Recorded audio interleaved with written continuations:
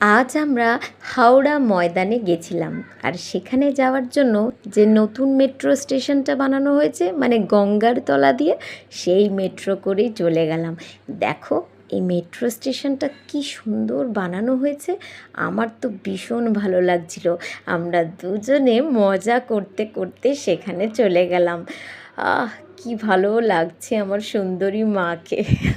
আর তারপর এই দেখো গঙ্গার তলা দিয়ে আমরা যাচ্ছি, মানে ভাবতে পারছো জলের তলা দিয়ে যাচ্ছি। I am so excited. আর তারপরে আমরা পৌঁছে গেলাম হাওড়া ময়দানে।